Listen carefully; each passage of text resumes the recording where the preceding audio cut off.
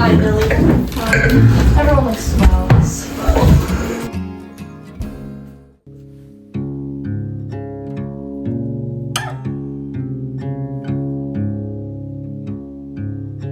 Isn't this show wonderful? Wonderful. I shouldn't be here.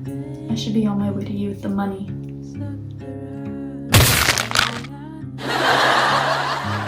Millie, did you see that? I saw it.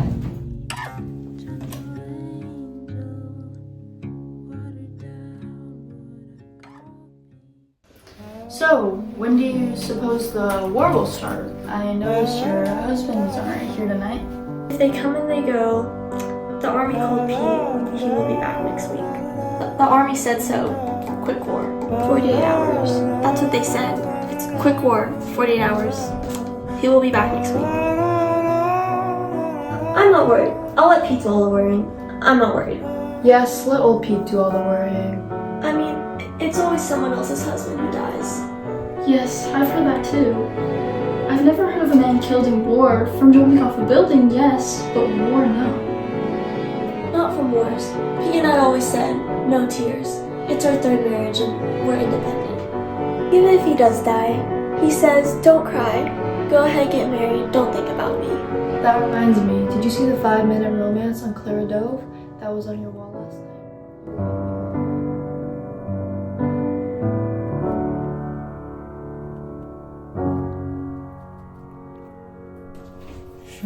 night. So, how are your children, Miss Phelps? I don't have any children. No one in their right mind would have any children. I wouldn't say that I have had 2 children going through C-section. No use going through all the pain and agony. But the race must go on. The world must reproduce. And sometimes they look just like you. That's nice. C-section or not, children are ruinous. You're out of your mind. I plunk the children in school 9 days out of 10. When they come home 3 days a month, it's not that bad.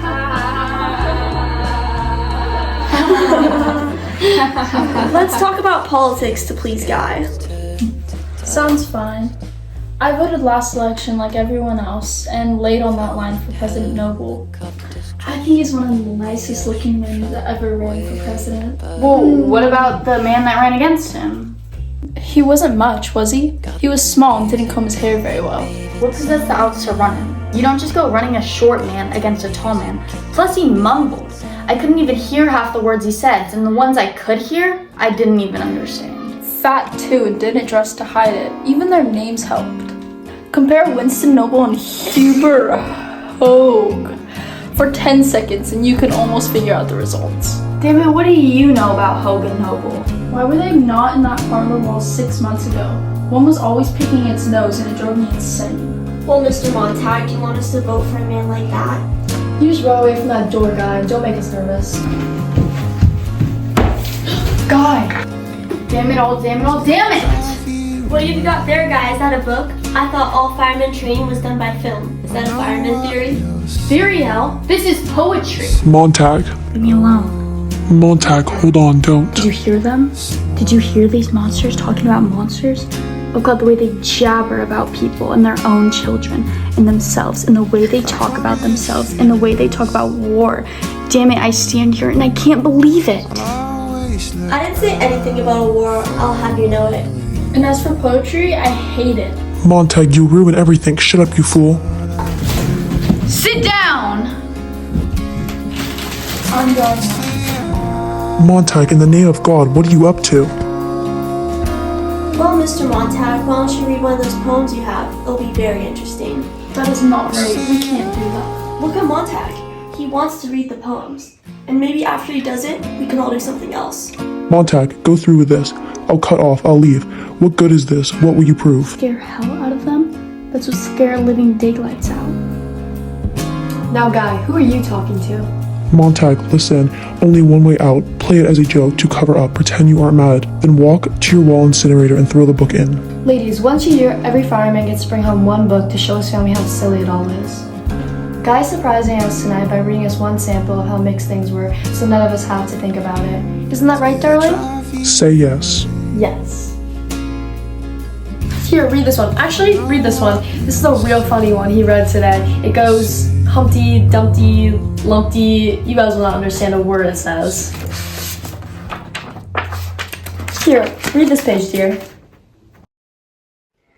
The sea of faith was once too at the full and round earth's shore.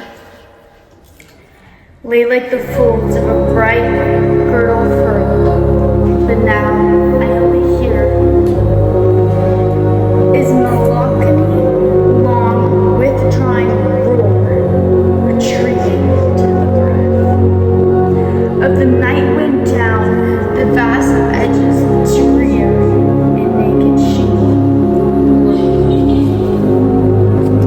Chairs creak.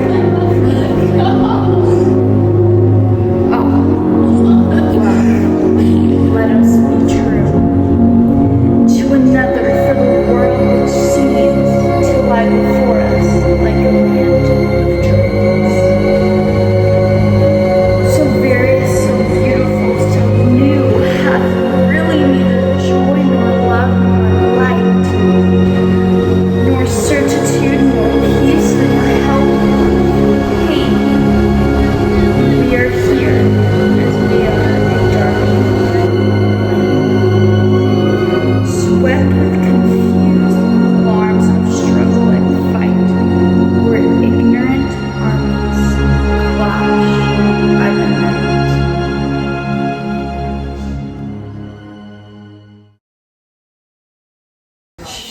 Clara, you're alright. Clara? Now, Clara. Snap out of it. Clara, what's wrong? I don't know. You see, I knew it. That's what I wanted to prove. I knew it would happen. I've always said poetry and tears, poetry and suicide, and crying and awful feelings, poetry and sickness. All that mush. Now I've had it proved to me. You're nasty, Mr. Montag. You're nasty.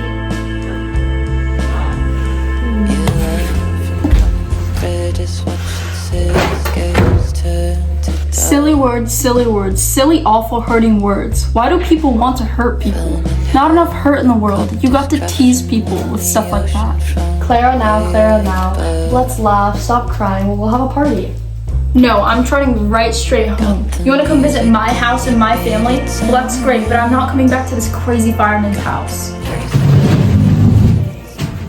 Go home. Go home and think about your first husband divorced, your second husband killed in a jet, your third husband blowing his brains out. Go home and think about the 12 abortions you had. Think about how this all happened and what you ever did to stop it. Go home. Go home before I knock you out already. Fool, Montag! Fool, you silly fool. Shut up. Till I drive you